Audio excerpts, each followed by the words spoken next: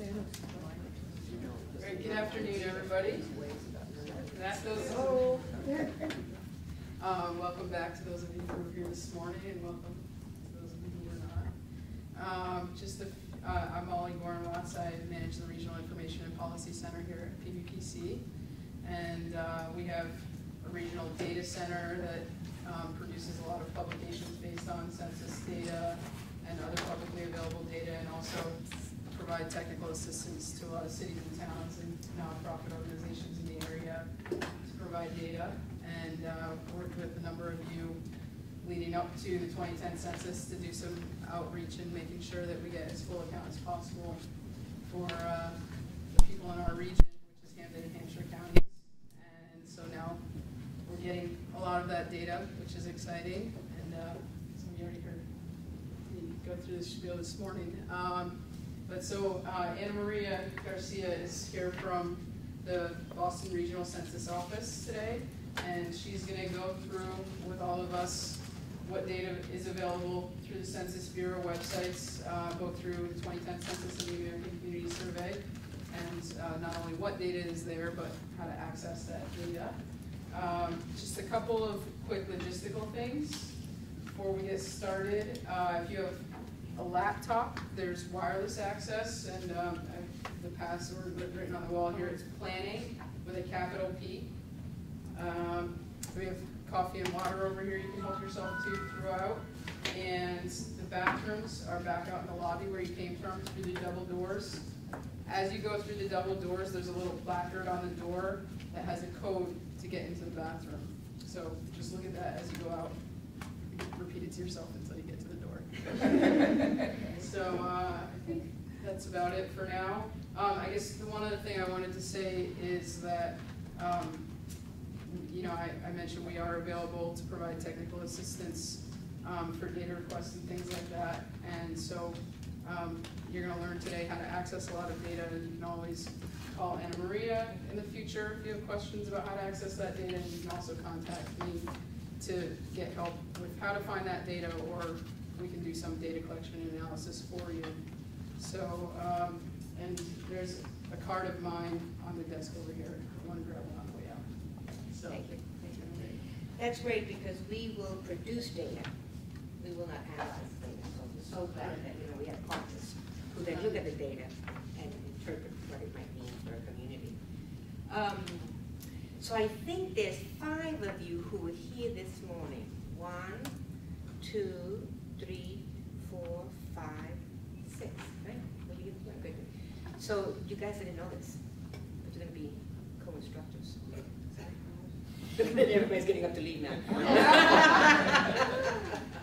We're going to go over a lot of what we went through this morning, because it's just important to understand sort of those concepts.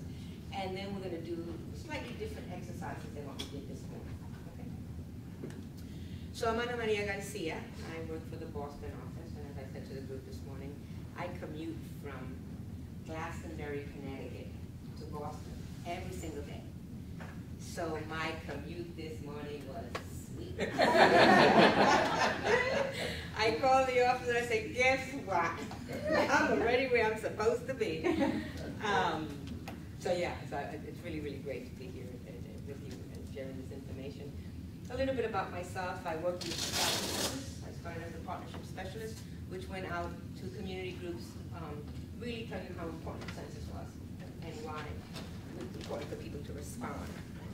In midstream, right before we started, I think he will understand this, NRFU, non-response follow-up, which is an intense part of the operation. I was asked to take over the management of the Hartford office. I served as the LCON for the Hartford office. And then when the census was over, I stayed on for another 3.5 years, a total of about 5 years, to do data dissemination and data workshops. And then they called me back, and I resisted, and I resisted, and then I said, no, stop resisting, I need to do this.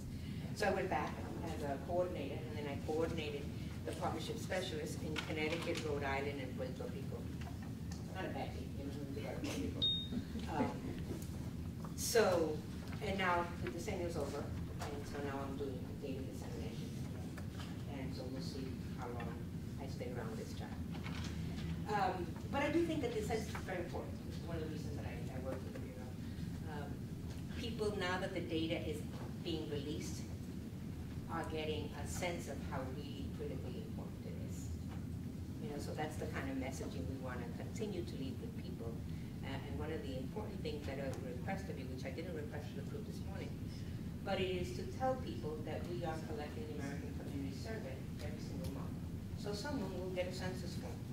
And some people say, the census is over, why am I getting this form?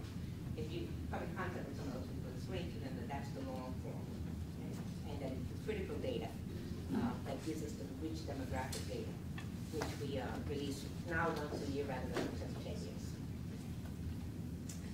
So you have these packets, and I just want to go through what the packets contain.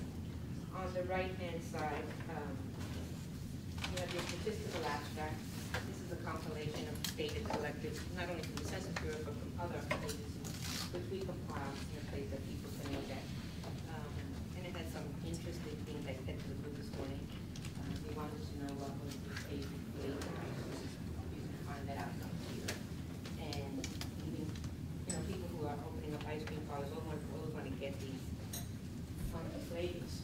And that's what happens to me. A lot of stuff. There's a little like brochure on the American Fact Finder. And then you have these three sheets. The colorful yellow and blue one describe for you what summary file 1 contains, what summary file 2 contains, what 3 and 4 contain. And we produce this data for all of for the entire population and then for all of the major racial groups. And then we tease out the data on the flip side. And so you can see every other ethnicity, ancestry for which there is data available. So you get a sense that there's a lot of data up on the system. The second sheet is the release sheet of the products that will be released. We've already released all of the redistricting products. And now we're waiting for, there's a national demographic profile that was just released, a redistricting demographic profile. And we're going to start releasing the demographic profiles in the summer. Okay? Yes, I can. And then this is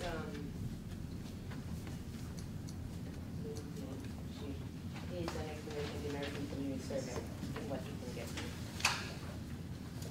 On the other side, you have a copy of the PowerPoint, so that you can then write notes if you so desire.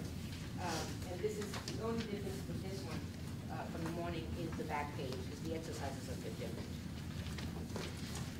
I've also given you data profile, a social data profile for Springfield. These are available for all of the geographies around Springfield. And then you have, we put together an analysis of the counties in Massachusetts and the difference in population from 2000 to 2010 and from the top 10 cities, the most populous.